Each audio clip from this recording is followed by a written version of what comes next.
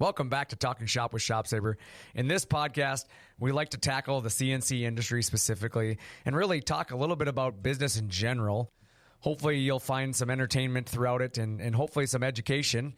But the next episode starts right now.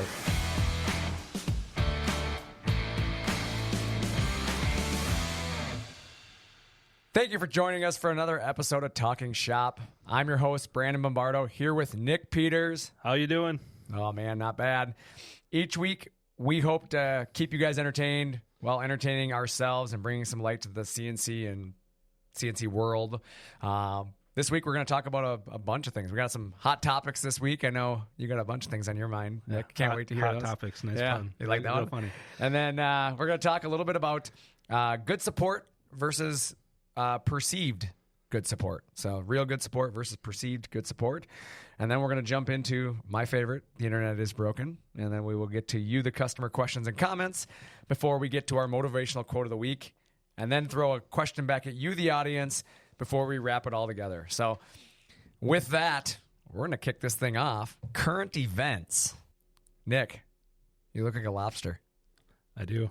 A lobster, bro. Yeah, it was bad life decision to go out in the sun yesterday for a couple hours. You made poor life decisions for sure. I've made a huge mistake. It's not the first time I've done it. It won't be the last because it's just, yeah. Yeah, you definitely look like you could have used a little sun. This episode is sponsored by Aloe Vera. Aloe Vera. Good times. Yeah, forget the Gatorade I got Zero. the good stuff today. You got the Gatorade Zero today. Kind of hooked on this orange flavor. Wait. Are you saying Gatorade Zero is better than Powerade Zero? Certain flavors. There's a couple flavors that are Let's better. go. I call it a win. Thank you. It's still like 4-2 Powerade to Gatorade, but nope. It's close. Doesn't matter. You still made the comment. Let's go. Well, I'm glad we got off the sunburn topic real fast. No, we're back on that again. If you guys want to see what Nick looks like, check out the podcast logo today. It looks just like him. So Rodney, you're fired. Rodney is awesome. But yeah, you got sunburn. I did. I did not, so that's cool. However, it was worth it beating up a bunch of kids at tug of war. Yeah, you got to pull a bunch of kids over by playing tug of war against a bunch of 9-year-olds. It was one of the funnest things I've done in a long time. To have 6 adults just pull 30 kids in a line that just fall over like a bunch of bowling pins on top of each other. I am unstoppable. It was awesome. That's awesome. So you had fun at your son's end of the year thing? Is that what it was? End of the year party? Yeah, they just had a bunch of different activities set up on the football field, and they kind of went around station to station 10 minutes at a time, just kind of doing water things. That's cool. They had like an obstacle course, tug of war, obviously. Coolest game there was. My favorite is that your kid was really mad that he couldn't just play tug of war all day. Yeah, he wanted to stay there all day. I'm like, dude, you got to go do the rest of the stuff with the rest of your people, man. He's like, good. No, I'd rather just pull kids over all day long. Yep, pretty much. That's funny. No, it was a lot of fun. Yeah, I remember those days like in school. I'm thinking back and like that was my favorite day. Yeah. Like I think they called it like track and field day is what we called it. Yeah, I think they only just call it field day. Field day? Something, yeah. Yeah, like we used to run the mile and do all that stuff, which I enjoyed running back then. That's way too far to run. Yeah, I enjoyed running back then, and I wouldn't do it now. I got to race this weekend. I saw that. How'd that go? Finally got back into race. Well, I mean, it went good till I didn't. I mean, sounds about right. That's how it usually goes, right? Yeah, well, you know what? I mean, like, as in, it's always good until it doesn't. Not saying you don't do good all the time. Right. But, no, either way, it's right. Yeah. I'm okay with taking it both ways. But you didn't crash. Yeah, I didn't crash. Or did you? No, I didn't. I guess I didn't really hear. I didn't crash. I found out that with the new car, I have to drive it a lot harder than the old car. And so I got passed by a bunch of cars right away because I wasn't driving deep enough into the corner. But it's a different car, right? It's a different like sanctioning body. And so yeah, it was a humbling experience in the heat race. And then we started kind of in the back for the feature. And we started driving our way forward. And I told my buddy, I said, I'm either going to get this thing to the front or we're going to put this thing on a tow truck. We're going to have to be, taken off the track on a tow truck.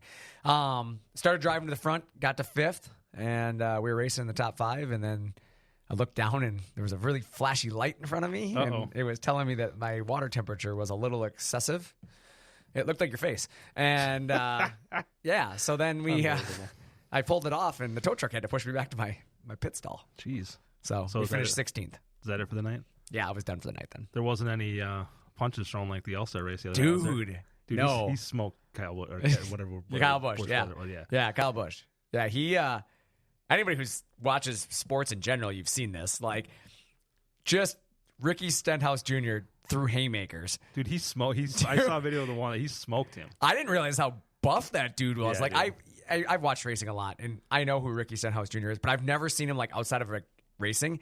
Dude, with that T-shirt on, that dude looks like he doesn't skip a single arm day. And his punch couldn't hit a nicer guy, right? Dude, caught him. I like Kyle Busch because he's just like that guy. Like he's like the new version of Dale Earnhardt, right? He ruffles feathers. He's not afraid to say things that he probably shouldn't say, and he just drives you how he's going to drive you. Yep. Granted, Kyle Busch was 100% in the wrong. Like I will say, 100% in the wrong. But yeah, he got punched in the mouth. It was kind of awesome. Was it who said it? Mike Tyson? Did Mike Tyson once say everybody has a plan until they get punched in the mouth? Sounds like something. I think that was something he said. Or until I bite your ear off. It was one of two. It was a small twist. Sports need that stuff, though. Dude, I agree. That's rivalries and stuff like that happens. Like, sure, they got in a fight, but whatever. The next day they woke up and they're fine. Move on. Yeah. Then the Timberwolves advancing. Unbelievable. Huge. Everybody thought the Minnesota Sports Club was coming after. We all thought it. It was, yeah. I'm the biggest bandwagon fan that's ever existed. I've never watched basketball. I can't stand basketball, and I am now the biggest basketball fan that exists. I've watched probably every game of that series, and I haven't watched basketball for years. I watched every 3 minutes of that series. Yeah. We should probably take a day off work and go pick a parade route spot because they're going to win the title. As soon as we do that, we're going to curse them. Hey, you know what I really want to talk about, though? What's that? The scammers. Oh, God, they're the worst. You got scammed this last week. I did. That was not a good situation. Identity theft. Is that what it was? I hope it's not identity theft because then they'll be trying to like buy things with my name and stuff. I don't think it was, honestly. I think the guy at the bank has me pretty much convinced that they just got lucky with the way they talked and who they talked to and got away with it and had my information. And drained your bank account. They did. And they physically did. Like, just for the record, anybody listening, like, it's not the case of like used his like card online or something. They physically went into the bank branch and emptied his bank account, took the money. They took out some fat stacks and walked away. Dude, and got away with it. Crazy.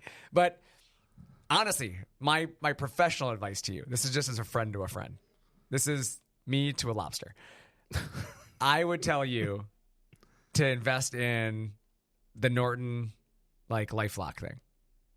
It is cheap insurance, bro. I have 2-step authentication on everything though. So but I'd still get Norton. I'm telling you, it watches your social security number. If anything happens, it sends you a notification. I have a credit app that does that too. So all right, I mean, don't listen to me. You look like a lobster. It looks like you got your life under control. I mean, not really. There's certain aspects of it maybe, but there's a lot that are still. Yeah, I just give you a hard time, but I just dude, I felt bad for you.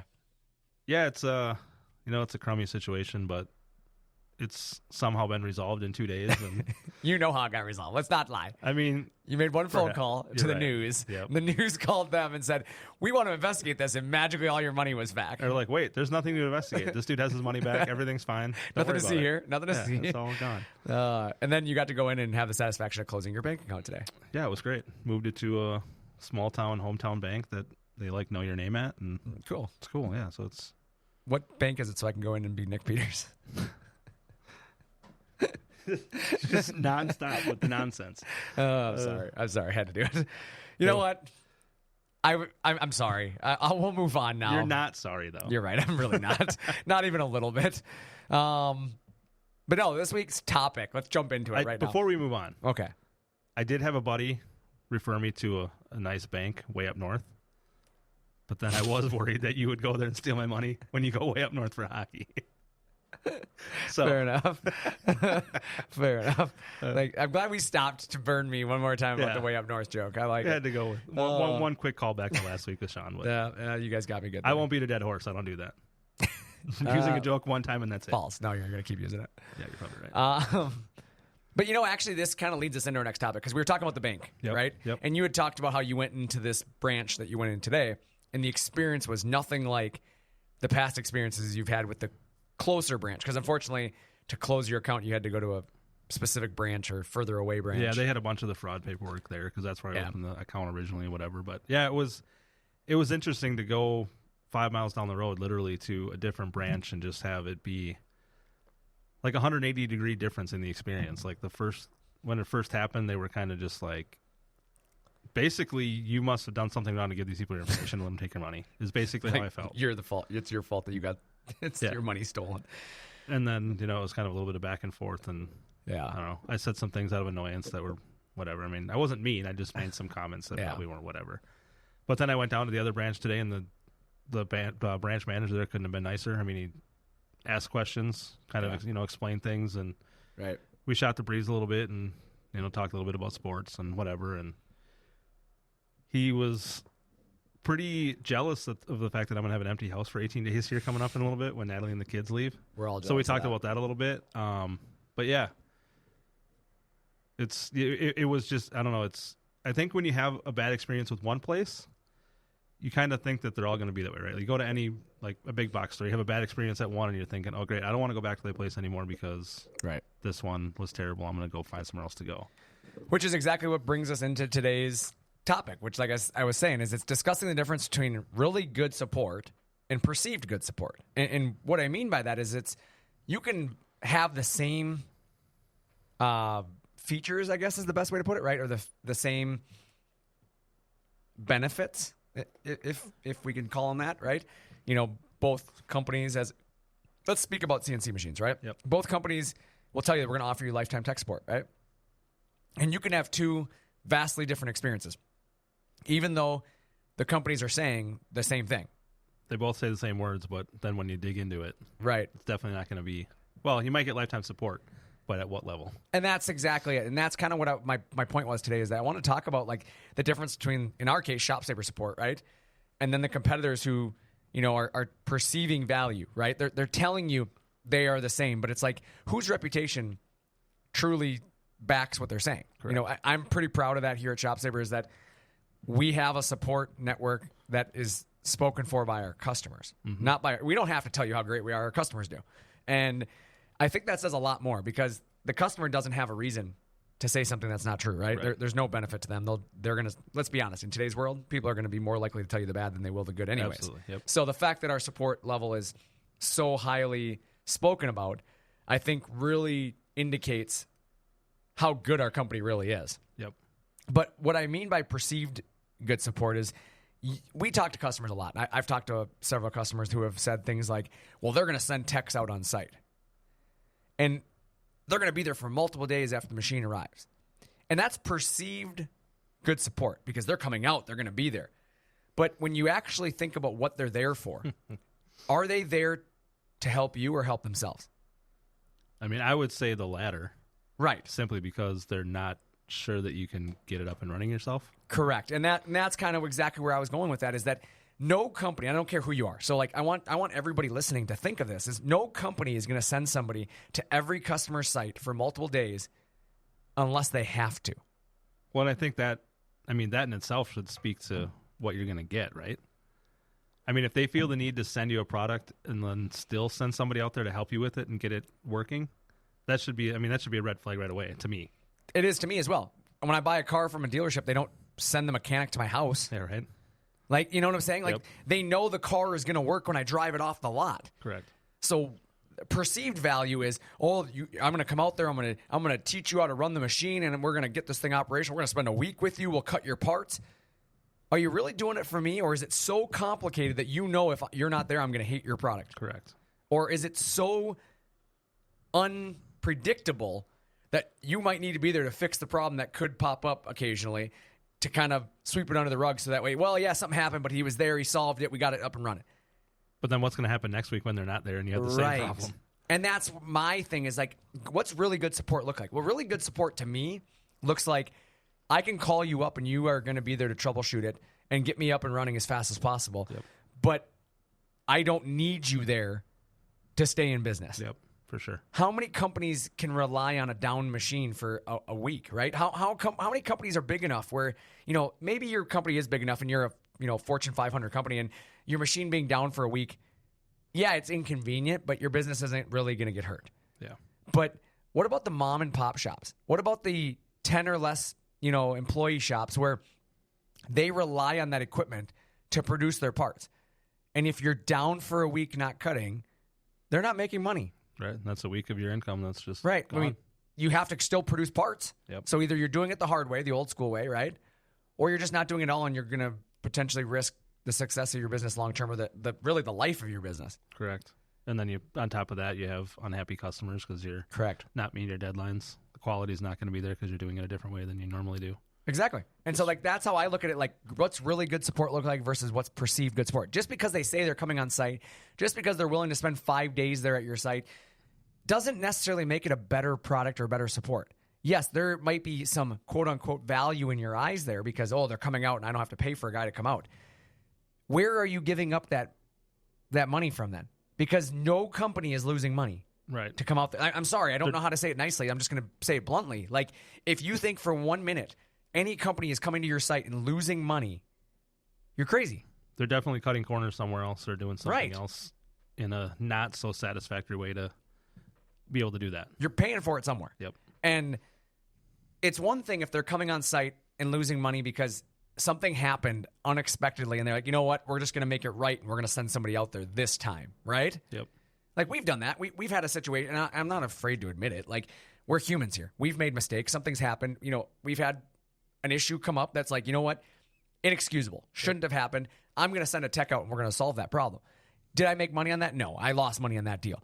But it's a once in a blue moon, if you will, right? It's once in a blue moon situation. It's rare. Yep. But when these companies are, every single machine that they sell, they're going to tell you somebody's coming on site to do it. Where's that money coming from?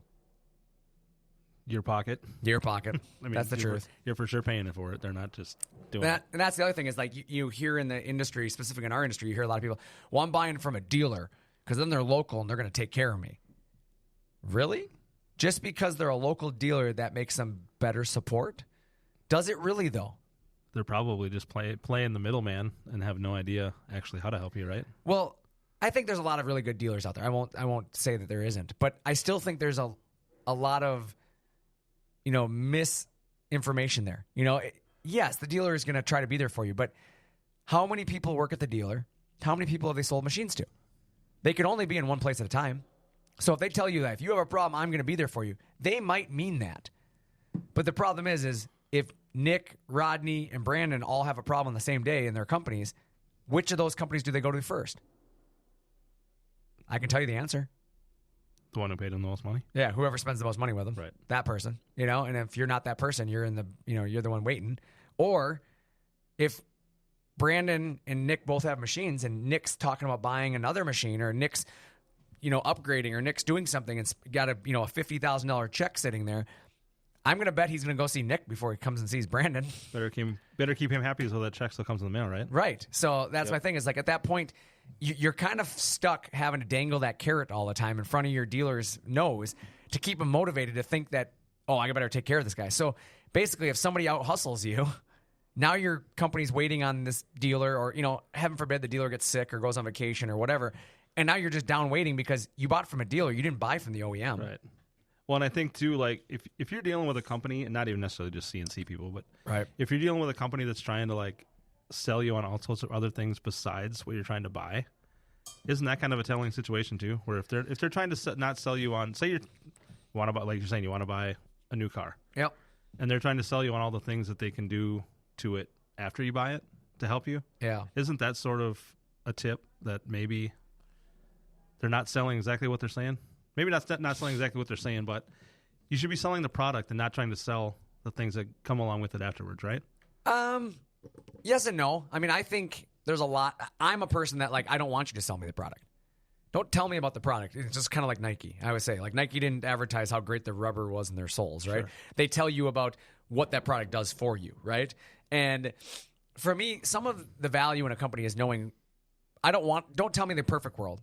Tell me what happens when the world's not perfect. I do want to know that, me as a consumer. I would rather know what's the warranty look like, what's the support look like. I want to know that stuff because that's what's going to ultimately make my decision. Sure. But I also want to know the true value of that. You know what I'm saying? Like, You can tell me how much support comes with it, but don't perceive value to be where it's not. Yep. Again, me being on site for 5 days, to me, as a business owner, I'm looking at it as, like, how hard is this thing to run? If I need you here for 5 days to teach me, what happens if Frank quits after he learns how to run this thing? What's it going to cost me to bring you back for 5 more days? You have to come back for 5 more days to teach the next person? Like, in today's world, I just don't have the time to be down for 5 days while you're training.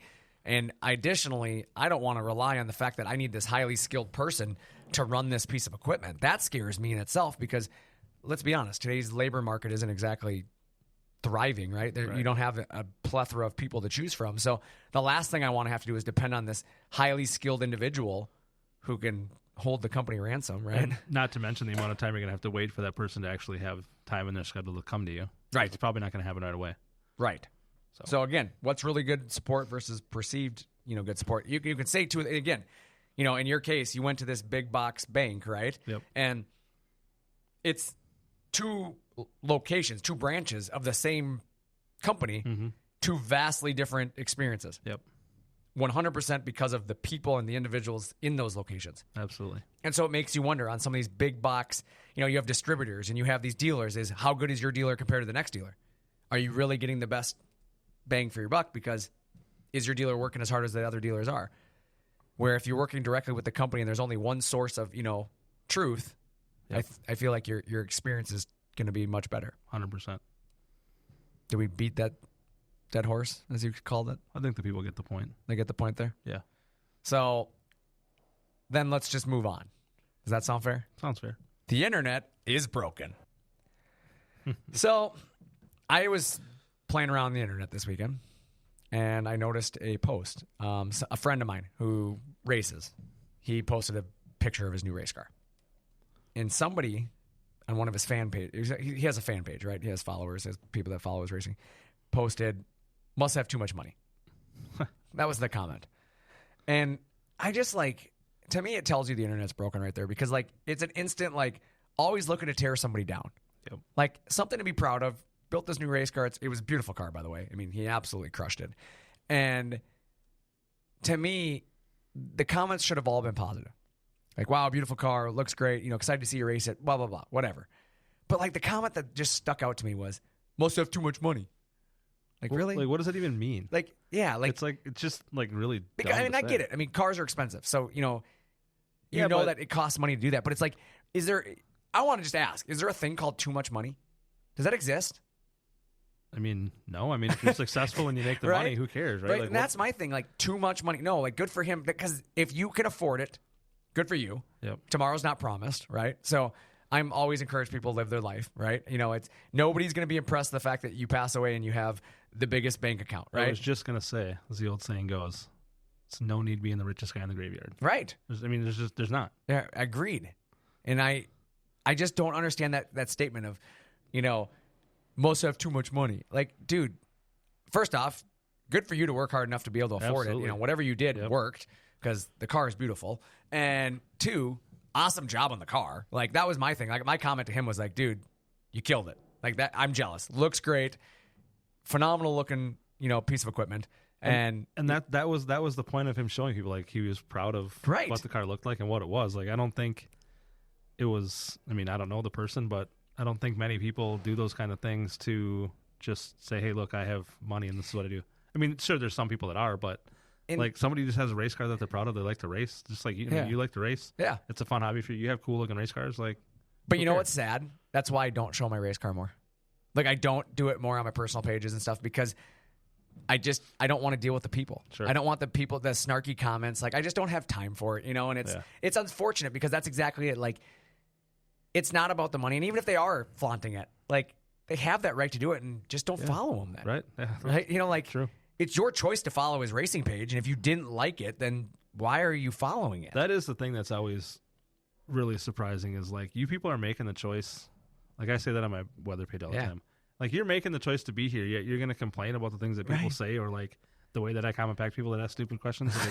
That's fine. You feel free to just leave. I don't care. Yeah, and I just don't understand why people I don't understand that mentality. So again, it goes back to while we're thinking about it, the internet's broken. I think we've proven that it's just broken. People just find any reason to just tear somebody down. So, did I leave anything for you to talk about there? Are we good?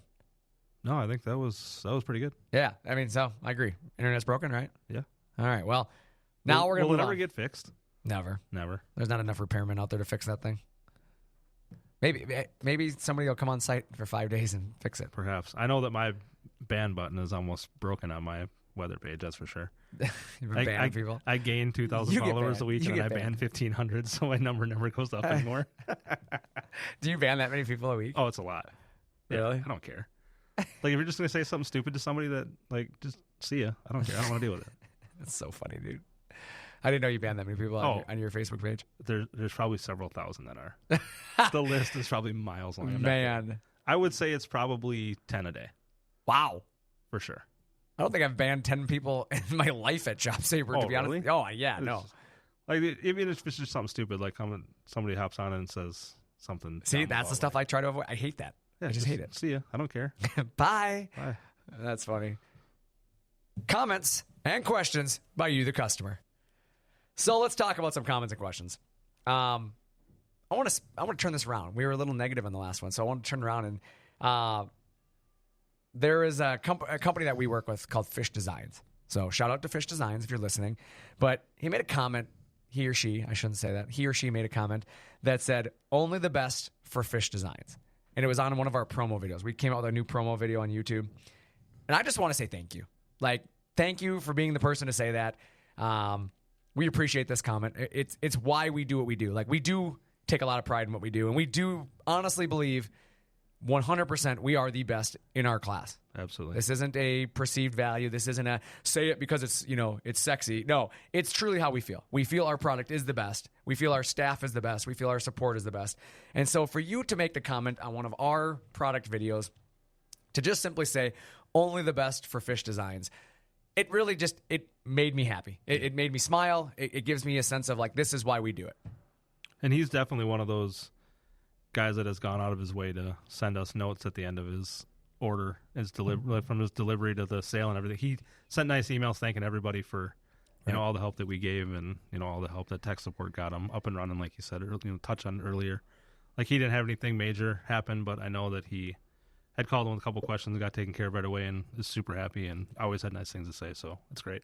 Yeah. So I just wanted to take this section to say thank you, because that was a comment we saw this week and it stuck out to me. I wrote it down on my desk. It's been sitting on my desk, to be honest with you. I had it on a Post-it note most of the week. So when you have those tough moments, every week, I think that's something that everybody can learn from is every week you're going to have challenges, right? Yep. I mean, somebody could go into your bank account tomorrow and take all your money. I mean, it's something that does happen, right?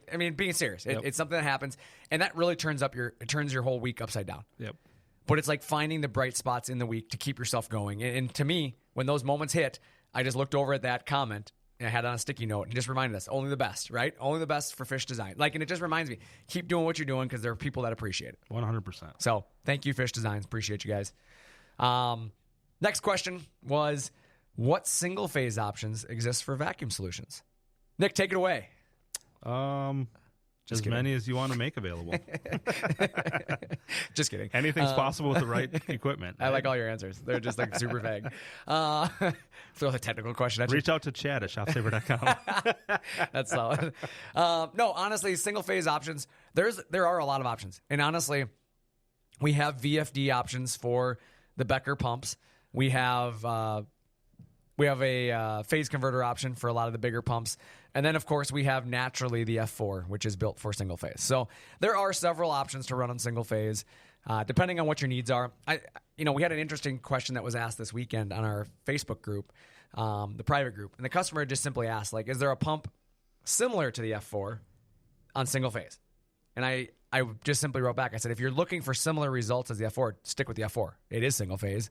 There's no reason to switch, or to go with something else. Because honestly, when it comes to straight single phase connections, right? Just no converter, no, variable frequency drives.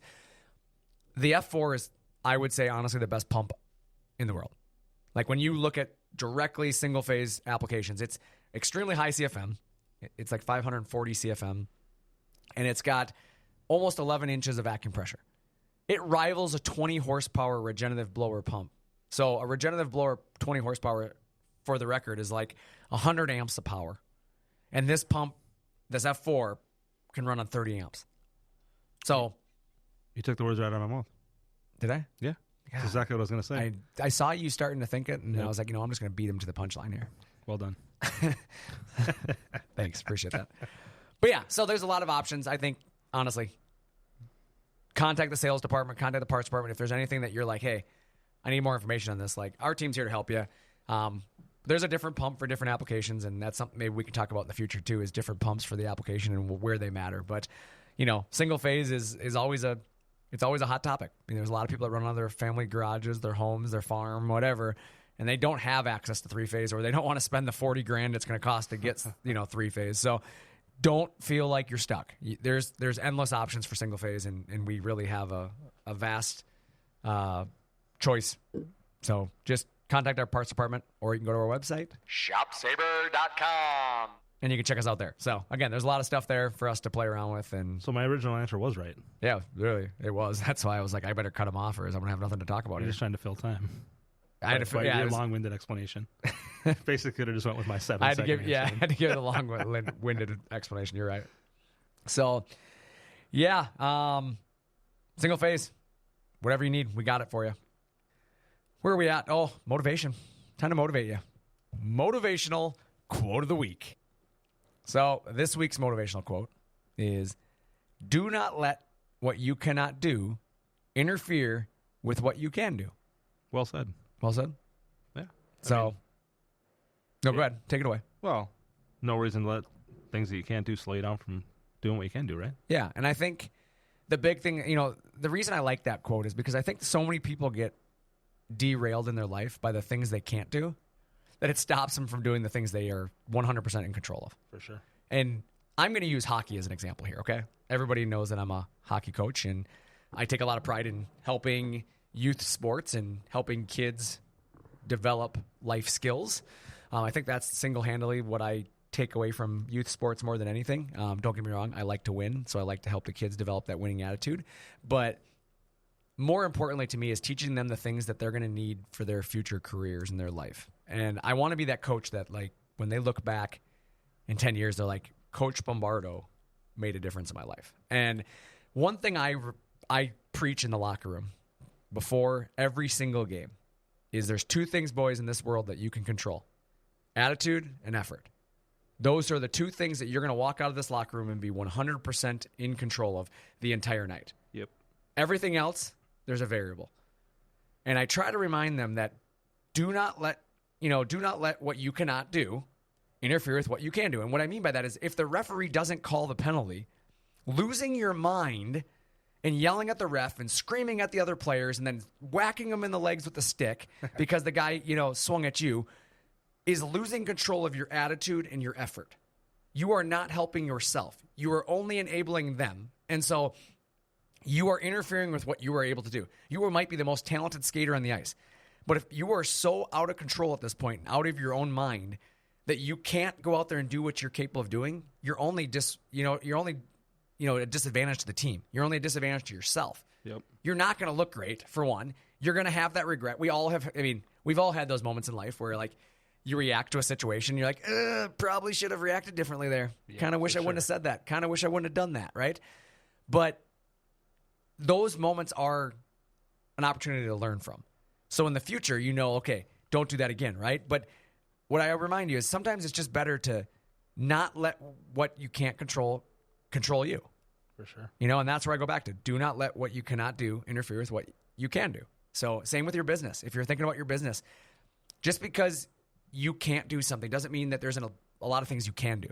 And that is, okay, maybe right now we can't meet the deadlines of our customers.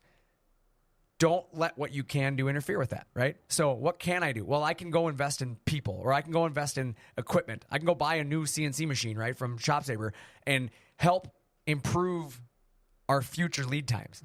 Correct. Don't let the things you can't do today interfere with your future growth. Go find a solution. Invest in yourself, invest in your company, invest in your employees, your family, the people around you. Do the things that others aren't willing to do, because you can control things like your attitude and your effort. Let's go make it happen. Make it happen.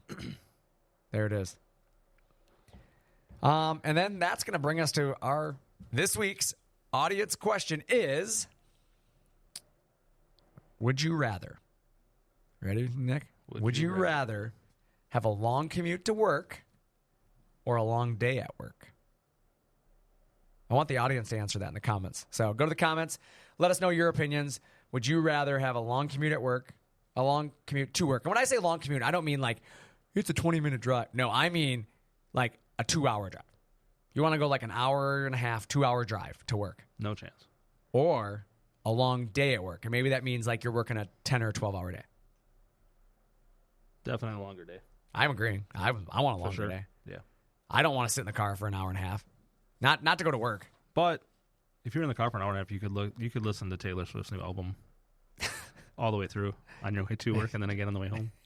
Just be shaking it off the whole time. Heck yeah.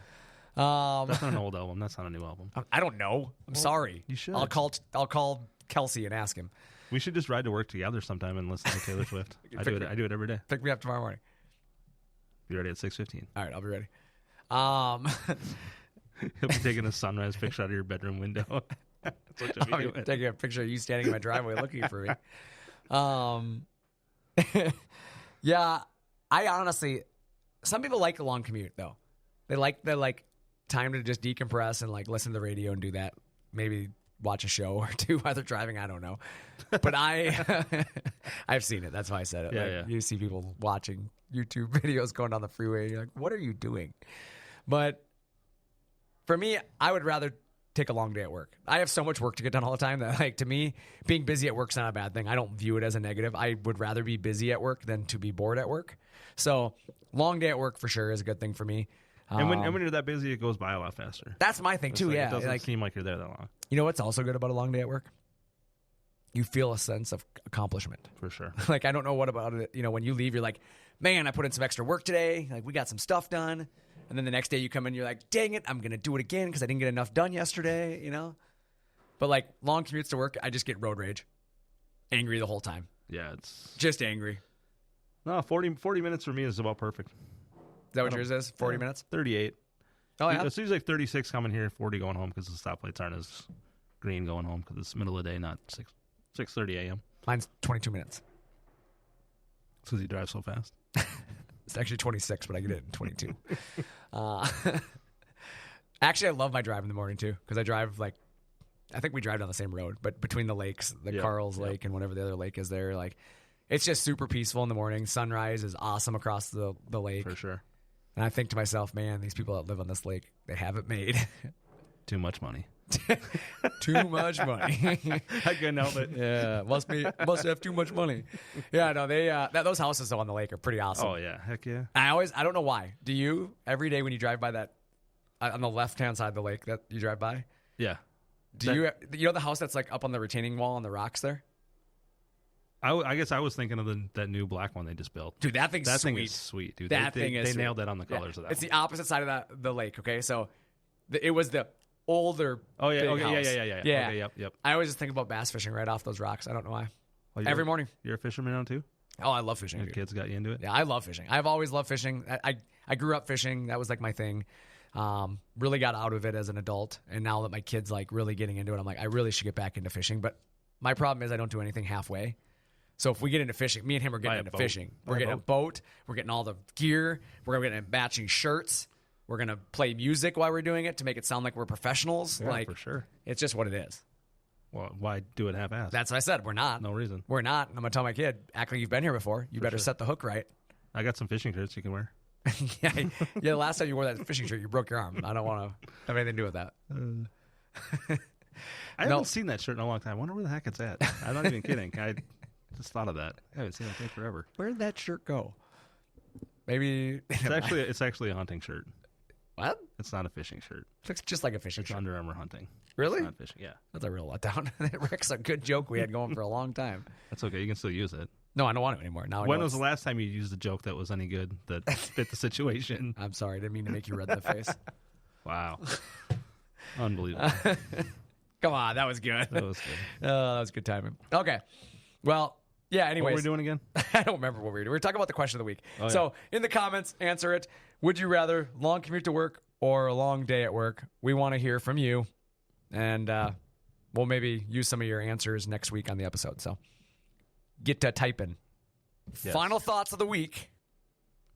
Final thoughts. Wolves in 4. Wolves in 4. I believe in the words of, was it Anthony Towns? Is that who it was? No, Anthony Edwards. Anthony Edwards, thank you. Anthony I don't know. Towns. I'm not a basketball guy. It's Carl Anthony Towns. That's that guy. Anthony Edwards. Anthony Edwards. I think he's the one that said it. is, what did he tell Carl? What did you Charles? just call him? What did he tell Charles Barkley? Oh, wait, let's back up. I was like, what did you call him? Who? Anthony Towns? Is that I what you don't said? know. Yeah, That was Anthony really Towns. Cool. That was great. Is that guy good enough for you? Anthony Carl Towns. That guy. I don't know. Oh, yeah, Charles Barkley. Charles Barkley, all I know is said he wasn't coming to Minnesota, or he hasn't been to Minnesota in like 20 years, right? And he wanted to know where to eat, shockingly enough. Is that what he was asking? Yeah, he wanted a restaurant. Is that really what it was about? Yeah, he's like, I haven't been to Minneapolis in like 20 years. He's like, I need some food recommendations.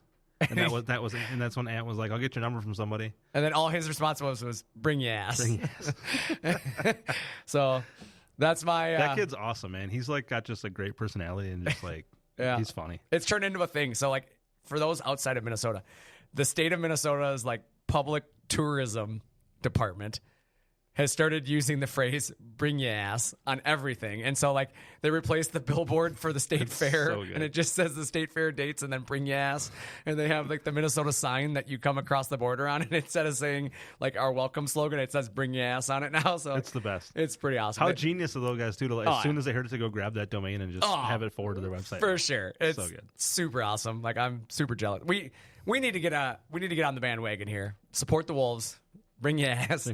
We need to, we need to think about that. But no, my final thoughts are, don't let perception skew your thoughts. Do your research, think about what you're investing in, whether it's people for your business, marketing strategies for your business, products for your business, your customers, whatever. Make sure you're doing your due diligence. Obviously ask the right questions. Ask some questions. If you're not sure, if you're thinking about CNC equipment and you're not sure if you're getting a good deal, give our team a shot. I mean, I would say you are out absolutely nothing to let our CNC consultants talk with you and help you out, answer the questions that maybe you don't know. The good news is my guys here are not paid commission to sell you a machine, so they're going to give you the truth. They don't have any reason to steer you in the wrong direction because I'm writing them a paycheck at the end of the week whether you buy from them or not. So they're not going to skew the answer to fit their needs, but instead they'll give you the hard, cold facts, and sometimes the hard, cold facts are what you need to know. So for sure. That's my final thoughts on the week. My final thoughts are wear a hat, wear sunglasses, and wear sunscreen. Brought to you by Aloe Vera. Aloe Vera and Gatorade Zero. Gatorade Zero, yes. I also didn't take anything to drink yesterday, so I was like parched after 2 hours of being out in the sun and nothing to drink. Yep. Burnt yourself up. See, here's the thing. I worked for a little bit in the morning, and then I sat on the couch and got sucked into watching Catfish on MTV. And all of a sudden, I'm like, oh my God, it's 11:38. I have to be there in 4 minutes. Jump up, get dressed, and get out the door and be on my way, and I forgot everything. Here we are. And here we are. I'm the new mascot for Red Lobster. Hey, you can go back to being Krabby at your other job. Oh, yeah. That'd be You perfect. don't need to wear the costume anymore. This is awesome. True story. Look up Krabby on the internet. You'll find Nick. Oh, my God. Krabby Nick from Hy-Vee. It was awesome. Hy-Vee shocked me, yeah. Oh, man. But you know what? As always, we appreciate each and every one of you listeners for spending some time with us, listening to two everyday normal guys ramble about things that sometimes make absolutely no sense. But hopefully you had some fun with us. Hopefully this episode was enjoyable. And thanks for tuning in. And with that, I'm Brandon. And I'm Nick. Thanks for talking shop with ShopSabre.